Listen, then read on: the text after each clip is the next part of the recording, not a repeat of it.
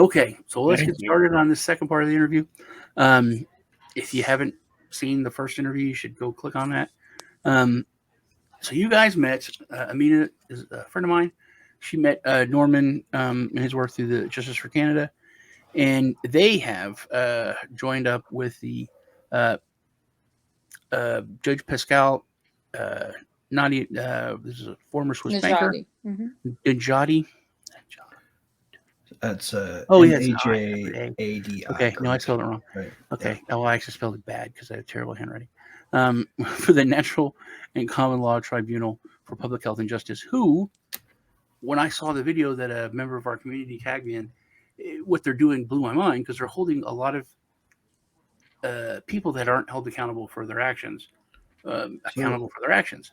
So I this want you to know- tribunal organization, I'm curious to learn more about what it is. yeah, I'd like to, if you can could give us a snapshot of what it is and what you're doing first, and then what the goal is and what's So what's gonna happen. I mean, Norman has his, a prosecution that he filed a few weeks ago, and that was for the Emergency Act, wrongful Emergency Act and crimes against humanity.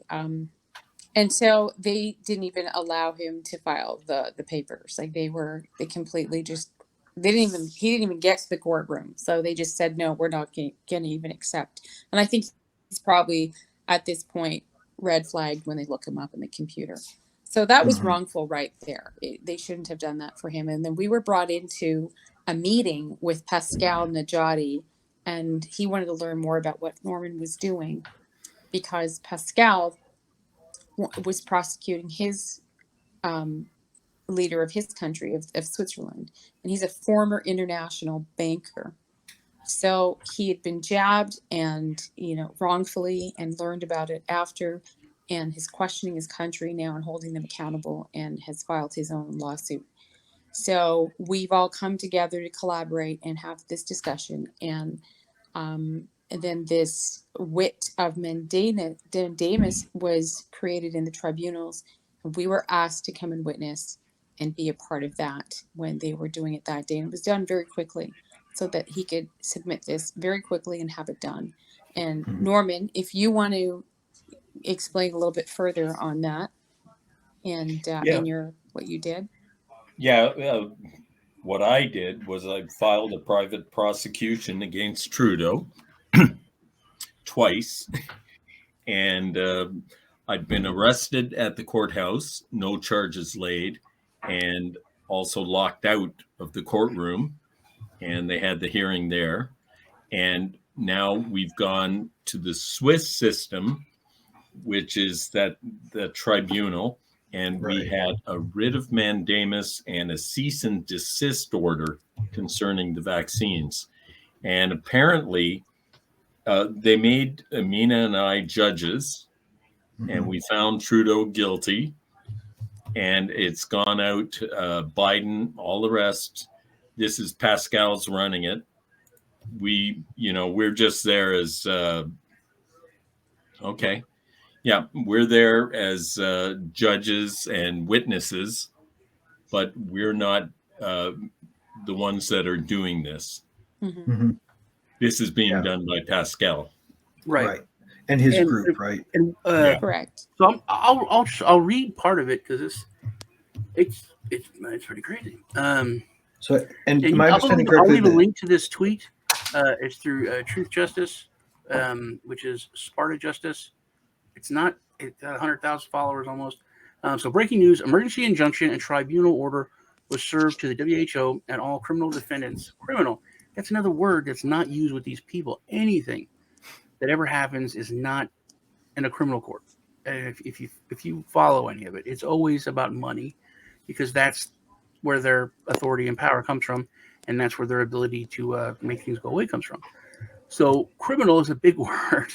Criminal defendants listed below to immediately cease and desist criminal conspiracy to commit war crimes, genocide crimes against humanity, and to arrest and incarcerate these criminals. That's one of the questions I want to ask y'all is who and where. So all constitutional law enforcement officers, who are they, worldwide are being served today with Interpol and constitutional law enforcement is in every one of the 194 member nations under the writs of mandamus, ordering them to carry out their duties and arrest and incarcerate these criminal co-defendants for unlawful and genocidal acts in connection with the WHO pandemic preparedness response and changes to the international health regulations. So, and this is not any kind of political. There's no folks who difference don't know, here. real We've got, quick. hold on, Bill and Melinda Gates individually and the Bill and Melinda Gates Foundation, World Health Organization. I like how you put them on top of WHO. That it's pretty apropos. And officers, directors, employees, agents. Tedros Adhanom, that's a weird, hard word. WHO director, General Anthony Fauci, the World Economic Forum, Klaus Schwab, and officers, directors, employees, and agents, Michael Bloomberg, David Rockefeller, Warren Buffett, George Soros, Ted Turner, Oprah Winfrey, Rockefeller Foundation, Global Business Network, Peter Schwartz, Chairman GBN. See, the people are and the foundations. Usually, you put it for the best you could hope for is to go after a foundation, and they could throw a scapegoat.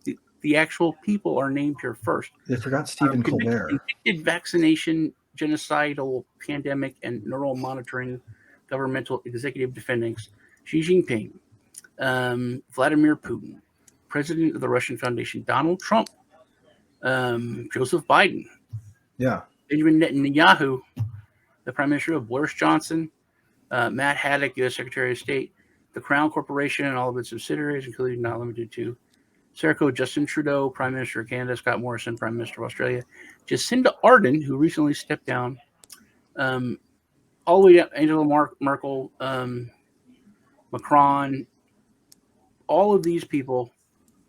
So what is, if you could answer me, who are the constitutional law enforcement officers and where would they be held? Sean, if I could just jump in for the audience who might not know what a writ of mandamus is real quick. It's sort of like how you can go to the court and get, in most places you can go to the court and get like an order that protects you from somebody violating your space, or an order that stops somebody from harassing you, or an order that says you must not do X, Y, or Z. And they call it an injunction in the United States. They call it different stuff everywhere. Mandamus is the one that targets an official. And an official that is owing a duty that they're failing in carrying out according to the oaths or contracts that they've made. So they're in a position of trust and they're violating it. And it's meant to say that you have this much time to get your act together, or here are the consequences. So I just want to real quick throw that in for people who might not know the law. How does that writ drive with sovereign immunity or whatchamacallit immunity? I can try to jump in here. The answer is it's complicated, right? And it's going to depend on every case, right? The international system is not it's not governed by one set of laws, right? It's a system of treaties, it's a system of agreements, and they sort of filter into the local law of every country through those agreements. And it depends on the country. Like the way that the United States behaves right now, they're likely to, burn it and send a video back with a middle finger, but because that's what our country is famous for, right? The Swiss courts are different. They work differently. Mm-hmm. But it's going to be different everywhere. So, and the cool thing is they can't ignore it. So even if it's a place like here where our public officials just ignore the rule of law and just flout their duty to the people, like they have been up to these past years. Like Norman said, he went to the court to submit paperwork, and they said, "No, you're not allowed." Yeah. That's how is that? They're not allowed to do that. It was a lawless. It was against the law what they did. They absolutely. But really, just like in any case, you're going to get some of them, and you're going to have to keep chasing some others, right? It's like one gentleman that was in that meeting that we had. that day he said that we basically checkmated the WHO. So we'll see what happens. It's in contract law, and it's, you know, it's going through the contract law admiral or maritime courts. So This is and contract been, law under which jurisdiction's law? Just out of curiosity. Admiralty. The Admiralty. Yes, and it's Okay. mailed through the post office, right?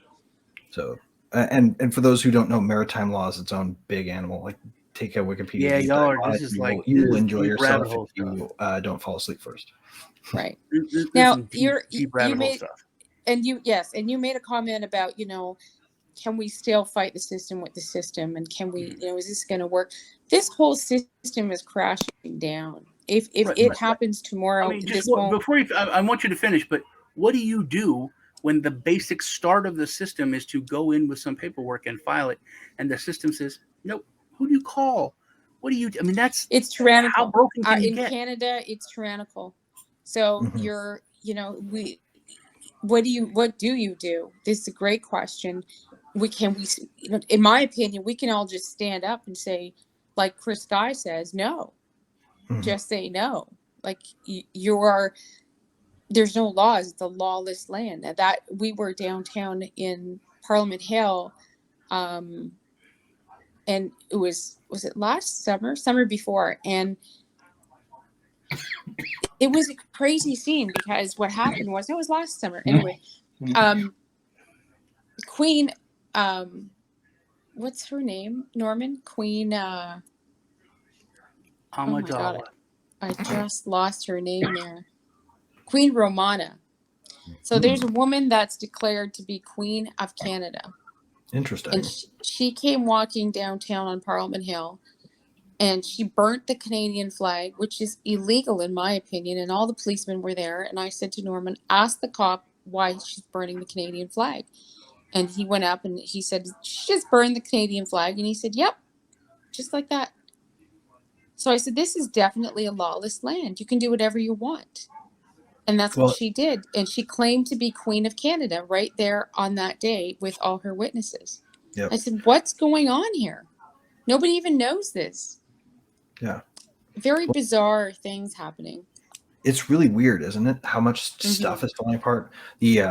I'm working on a piece right now that I don't want to go into too much because I've got all the research done, but it's like, if I tried to explain it right now, I'd look like that It's Always Sunny in Philadelphia episode where the crazy little one that was also in Pacific Rim goes to the conspiracy board. Like I'd lose everybody, so I'm not going to go into it too much. Charlie Day. Yeah, Charlie. That's right. But the stuff that's happening is this weird concept of whole of government capacity, and this idea came down from the information sharing that you get at places like the World Economic Forum, and it's not just that place, right? It's sort of a fad in international globalist leadership that they have taken this far already, right?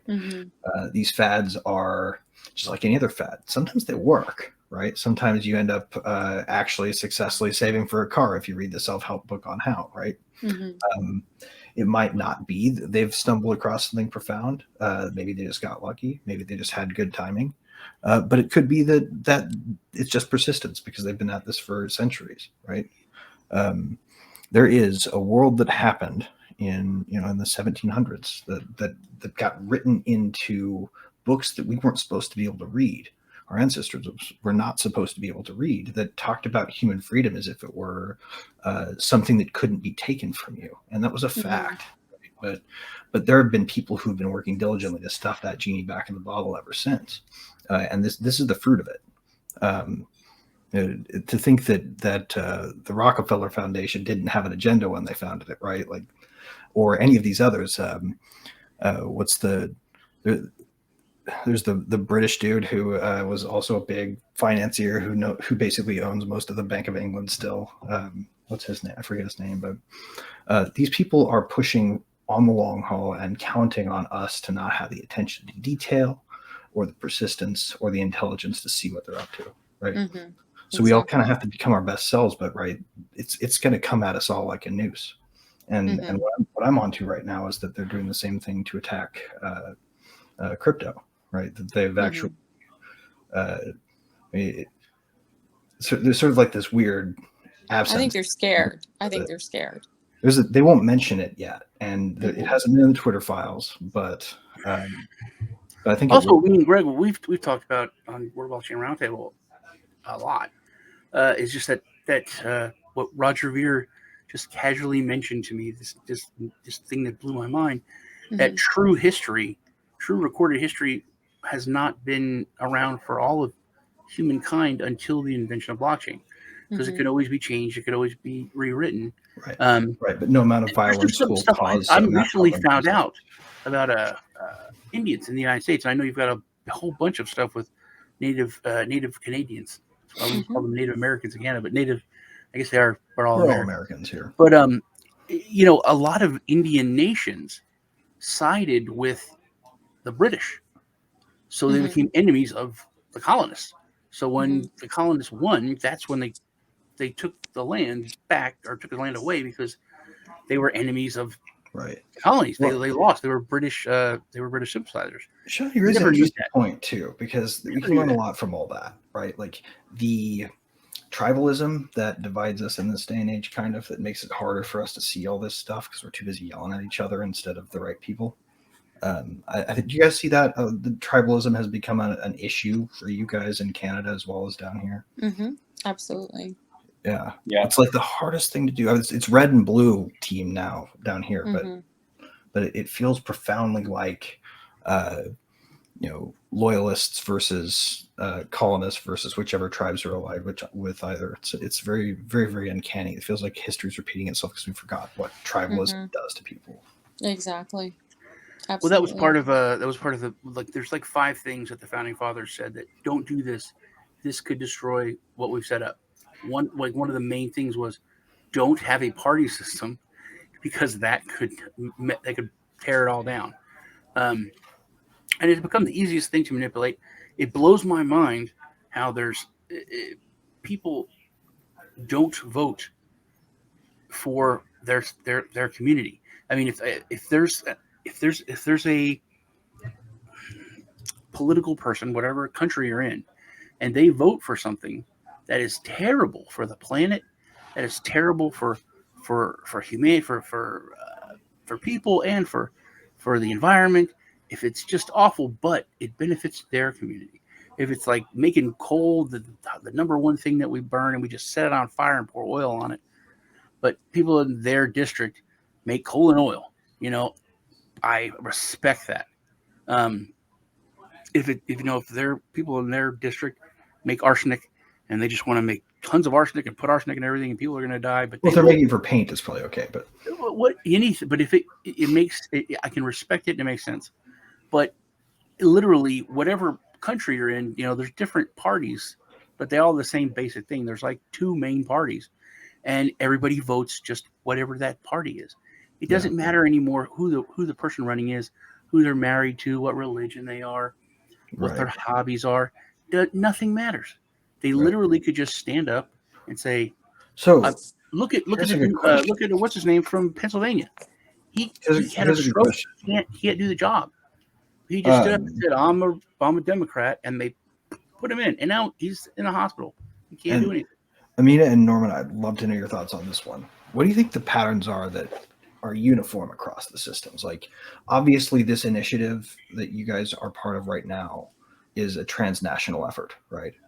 People listening to this right now can get in on it, even though they think, oh, we don't have a legal system like that. Oh, we don't have a this or that or the other. None of this stuff makes exact sense. What are the tells that people can look for that, like, I'm actually experiencing this for my home country, even though our systems are different, the effects should feel the same? Like, so for me, it's just to give you a better hint at what I'm asking for here. For me, it's that how quickly they come to decisions when it's something to do with this agenda. But I wanted to know if you guys had any others that you'd noticed. Go ahead, Amina. I'm trying to understand your question. Like, let's say you're in a place where you've got a legal system that, or a social order that is way different from ours. What will feel the same across cultures? What's Okay. pan What's tribal? similar? Yeah, I'm Oh, hoping that people watching this get a chance to look around and maybe take a second look at some things they've been taking for granted. I'd like to. yeah, you go ahead, Norm. There are no group rights. Groups do not have rights. Only individuals have rights. There is no group ownership. You're talking about tribalism. Tribes are groups. In Canada, the First Nations people cannot own land on their own reservations. They can't own it. It's owned by the group. And whoever happens to be in charge of the group doles out whatever they get, right? It's all about the individual, not about the group. And no matter what society you're in, what country you're in, never mind the group, Democrats, Republicans, whatever, it's all about individuals. I can That's a own really good something. one. My group cannot own something or should not own something. And same thing with rights. My rights are given to me by God, to me, not to you, and that those are my rights. And it should all be down to the individual. And as you were saying earlier about the founding fathers, you don't want political parties because those are parties, those are groups. You want individuals. And if you want to elect a politician, you elect that man or woman. You don't elect the party. Yeah. I mean, and that's where we screwed up. In Norman, Canada, I think you're dead on there, man. Pardon me? That's such a good. I think you're right on there. That's such a good point. The individualist element, and people who come from societies aren't traditionally individualist may have a harder time spotting this, but you'll know it when you feel it because it'll feel like you're being violated, and they're angry with you for violating their rights to violate you. Yeah. Mm-hmm. So on what you guys are working at, and I watched the video. Like I said, I'm going to put a link down below to that post to the video. First off, I'd like to know who are the constitutional law enforcement officers worldwide? Is that just Interpol, or who is that? Norman, do you know? No, I don't. I can tell you in the United States, it's sheriffs. Oh yeah, sheriffs, and I've been talking to an American general about setting up sheriffs in Canada, and we haven't got them. And the sheriffs are the ultimate power of the people in the U.S. Yeah, people don't know that. Most Americans. Well, they transcend any other law enforcement. They are the elected law enforcement person of the people in the U.S. And they're the only ones allowed to lawfully execute on your property here. And that's why the sheriff's department shows up. We don't have that. No, we're a socialist country. We don't have any of that. Well, do you guys think there's any way that we'll ever get rid of that reasonable on the terms of the government, we can revoke your rights nonsense that's in the Constitution that you guys are stuck with? Like, because there's like a weird escape clause in your guys' Constitution. Yeah, the notwithstanding clause. Right. Can we get rid of that for the rest of the world? It's already done. I got another little story for you. I found out a tweak in the Government of Canada website, and because Canada's a corporation, and they sold me the Bill of Rights, they sold me the Charter of Rights, they sold me the Emergency Act, and they sold me the Firearms Act, among many others that I bought. And I bought them for $50 a pop.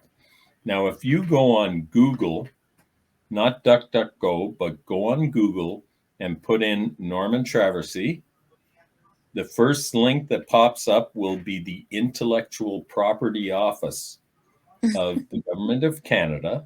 And if you click on that, you will see that I am the rightful owner of the Charter of Rights and Freedoms in Canada. I'm the owner of the Bill of Rights, and I'm the owner of the Firearms Act. So these And are they- copyrights. Yeah. I own the copyrights. Nice. So it feels kind of like owning the patent on a gene, doesn't it? Right. It's Yeah. a little weird, but I it own makes the sense. really copyright. weird. I own the copyright for And, the UMCA agreement, and I think the new Yeah. digital agreement that they just created for Canada.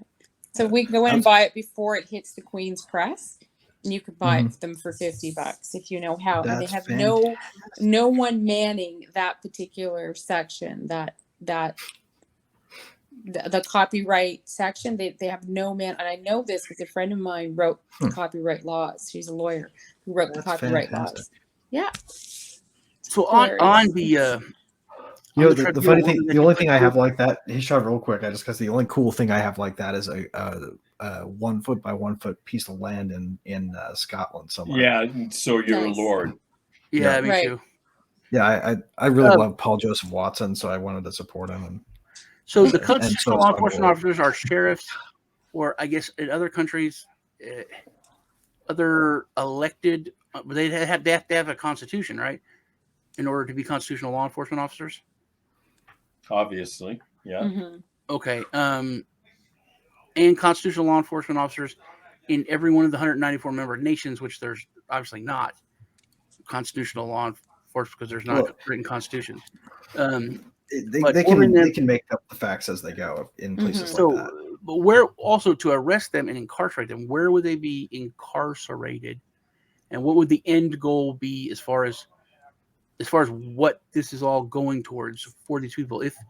If let's say sheriff, if Biden went to Ohio finally to visit them, and sheriff said you're under arrest for this, Well, you know what would happen, Sean, right? What In would this happen? country, the Secret Service would kill the sheriff, and then there would be a scandal. I don't know. I don't know if there would be. It depends. I see everybody talks about the Boogaloo, which if you don't know what that is, that would be if we had another dust up in the United States, a second civil war. I don't think it would be between people. I think it would be between sheriff's offices and police. And I think it would be within the military, and I think it would be squashed, and then it would be over. I don't think regular folks would ever really have to join in. And if they did, they would just join the sheriffs, and that would be it. Well, if you really want to imagine what it looks like, imagine what we did in Afghanistan, right? Imagine what we did in Iraq. The drone war would be what we would face, right? It would feel like we were fighting Skynet, is what would happen. They even built those weird bombs that have swords in them instead of explosives, so they can precise strike or whatever. Those are scary. So where would they incarcerate these? Where would they incarcerate them at? And what is the end goal? And Sean, the answer here again, if I may, guys, like on this one, it's going to depend on the place, right? Like in Canada, it's going to be how Canada does it. In the United States, it's going to be how the U.S. does it. In Mexico, it's going to be Mexico does it. Like it's going to be different depending on where you are because of the way that it has to filter through sort of the international treaty system to get to a jurisdiction that has the right to enforce it. Well, that's what I want to ask the people on the panel and on the tribunal. What is the end goal for the tribunal? What is the sentencing that you think could happen?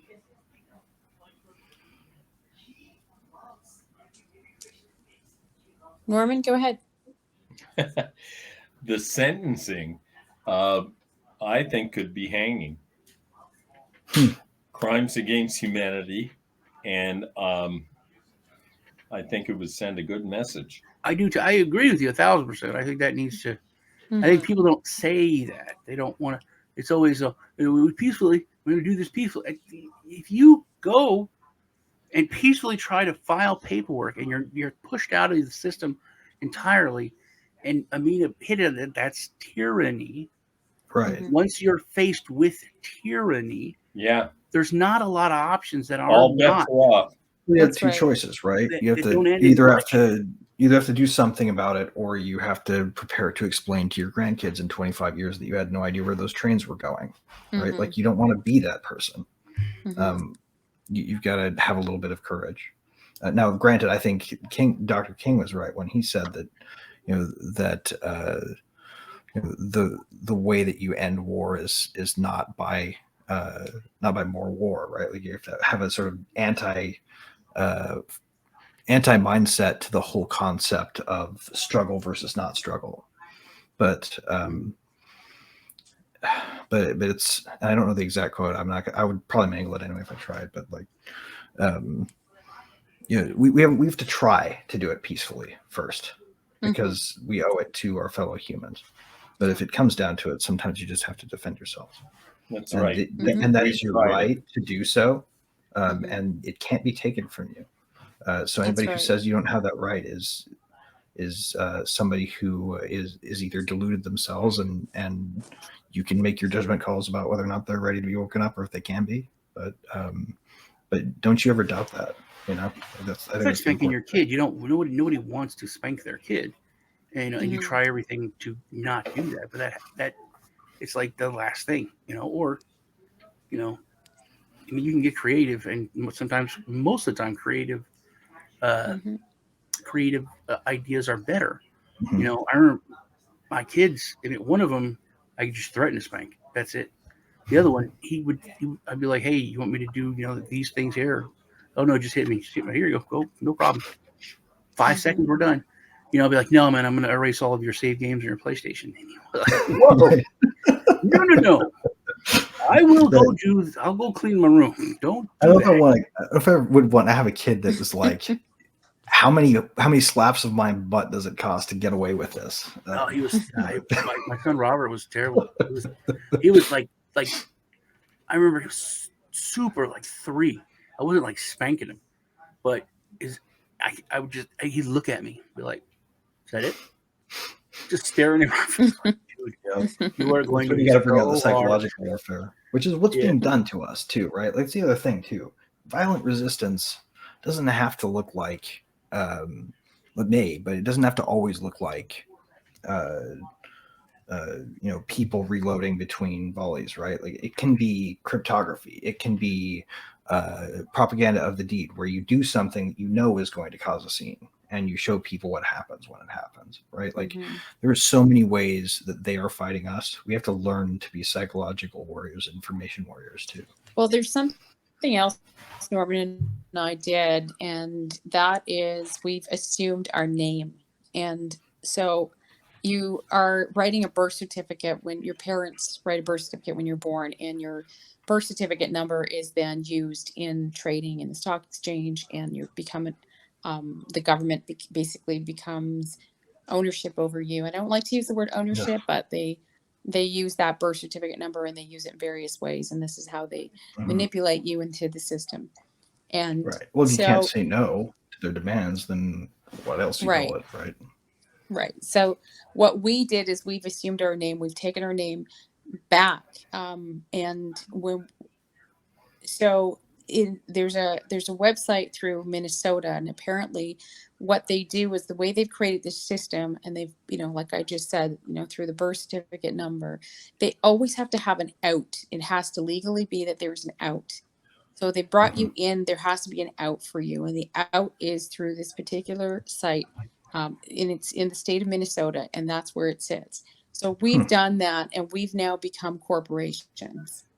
So we're now out of the system.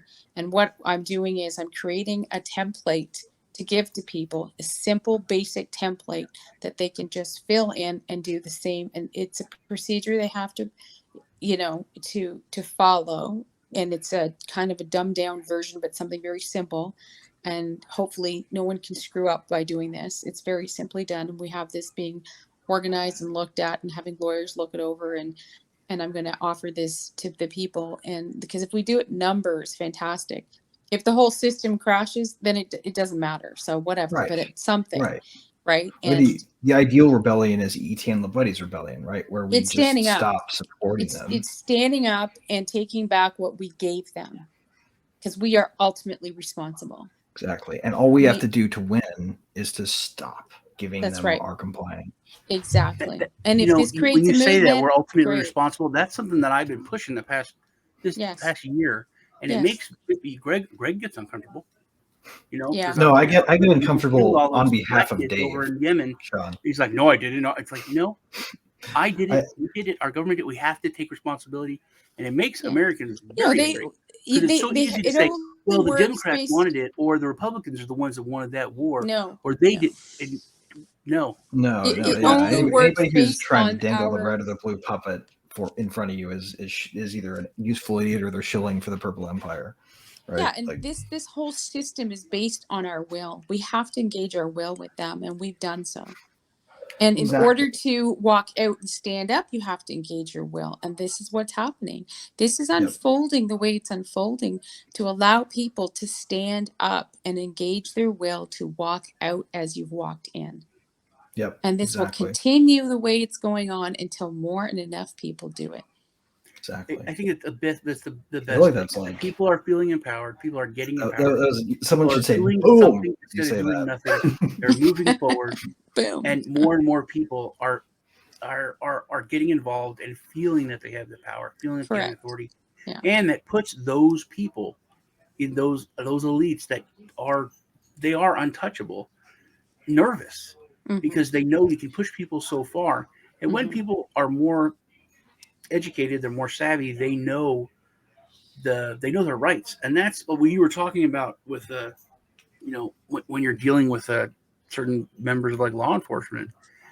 They're not arresting you, but they are going to try and push you as far as they can. Right.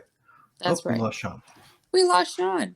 They got us eventually. They find us every time. His stream cuts out.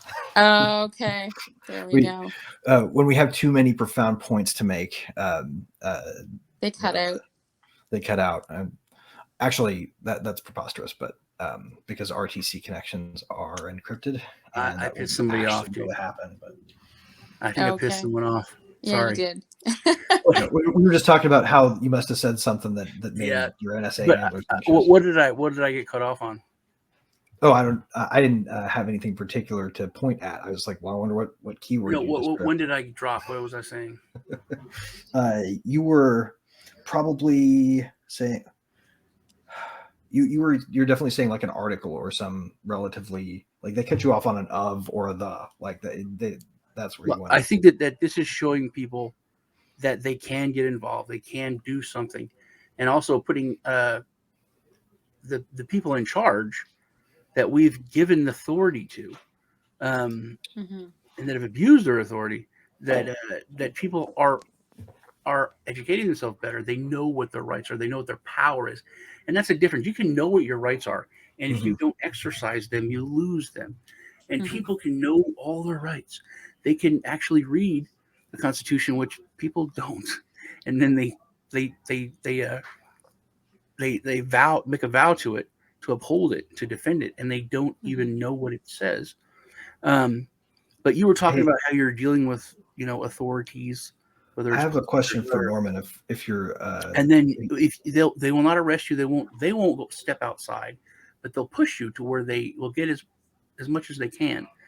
And if you push back to where I know my rights, that's it, dude. That's it. Okay, you're right. Like, you can't do this. You won't do this. I'm not going to do this because of this. All right, fine. Or they're like, hey, I'm going to arrest you. Well, you can't. I haven't done anything wrong. Well, you did this wrong. No. That's a secondary charge. You can't charge me with that unless I've done something wrong here. And they're like, well, I'm watching you, buddy. And they leave. Right. You just have to know your rights and stand up for yourself, stand up for your community, and exercise your rights. So this one's for, well, I guess it's for either of you guys, whoever wants to take this one. But if I were somebody who, didn't feel like I could, for whatever reason, out and out, put on my Superman cape and stand up and walk boldly out into the street and say, come and get me, motherfuckers, right? Like, if you couldn't do that, if you were the sort of person who, has obligations to family or has sick relatives or, is really, really financially tight and they can't step away from their job or risk that job, or like, what kind of things can these people do who are, they're seeing what they're seeing, but they're so afraid because they're in such a bad position. that something's going to come back on them if they rebel even a little bit. How do they help? How do they help get themselves out of that mindset? How do they help other people who are able to do more? How would you advise those folks? It's a great question. And like I said before, when we spoke in Montreal, people tend to look up to people like Norman and I who are out there in the front lines or in the public eye or whatever. And they look for answers from people like us. And what I tell people is, I can't give you an answer. I can tell you what feels right to you. And like you say, if they have their own personal, restrictions or whatever it is, I tell people go within right now. This is a time to go within yourself and find your power within you. And there's many things you can do just doing that. And that's very, very powerful. And start igniting that power within you. Start reconnecting that power like we are an antenna to the universe. So let's start fine tuning it again and getting it back. And really, that is the most powerful thing we can do. Yeah. Oh, absolutely. Like, you sparked an idea in my own mind. Like, if you're, let's say you are working at a grocery store or a restaurant drive-through, and you need that check religiously, and you need every shift just to pay rent and feed yourself and your family, right? So that's you. You see somebody come through the drive-through who is obviously on the side of, the people who are awake and aware of the rights that have been taken or tried to be taken from us. Maybe just just forget to run the card that time, or like, you can do something. There's something. Look what Norman did. He gave a woman a hug. He was trying on a snowboard. A hug is simple enough, right? Like, there's always something you can do from where you are. You don't have to like immediately jump right into destroying the Bastille, right? Like, you can.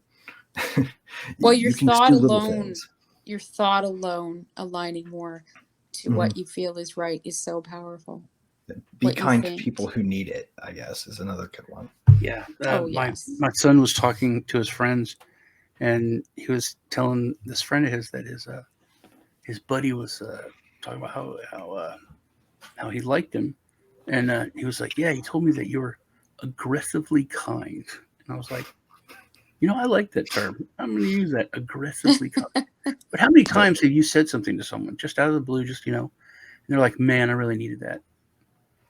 And if you step back and think about that, that's like, when it comes to the universe and hippy dippy stuff, that's pretty powerful. No, find the others, man. Terrence McKenna was a hippie, but he was not in any way dippy.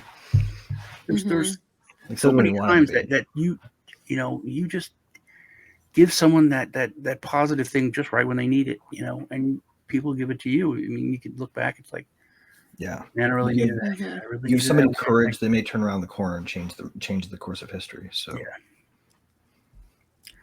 All right. Well, that was cool. I'm going to leave the links below to everything. You guys can check them out. Look at the original video. We were talking about the party system. It reminded me of something John said to me. So I'm going to, this is old. This is old school. So I'm going to play that. We'll head out with that. Cool. Amina, Norman, thanks for being here. Appreciate y'all's time and talking to me. Very good. Thanks for having us, Sean. Thank you. Nice to meet you too. You were inspiring people in the United States you'd never met.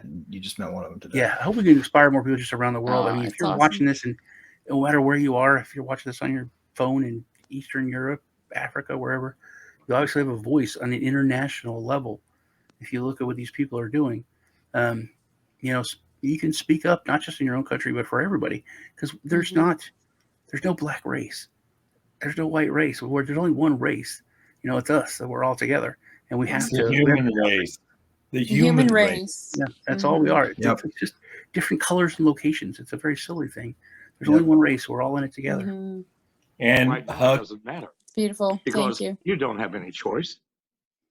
You are provided two candidates, both of them equally as compulsive, greedy, and corrupt as the other. Does it matter? No. We have to solve one problem first. Our government lies to us constantly.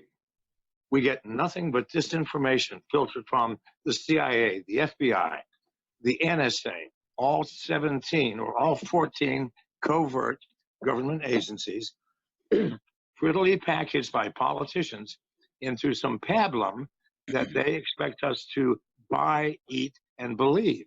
And most of us do. We need, and by the way, that same government, which keeps all of its secrets from us, spies on us, its citizens, constantly. Do you realize that is the sign of an insane government? When it looks to its own citizens as the threat to their existence. And we fucking should be. They work for us. Do you understand this? They are our fucking servants. When is the last time you have been served by one of your servants? I bet you never have. In a while. It's gone insane. It has got to stop. We have to get truth from our government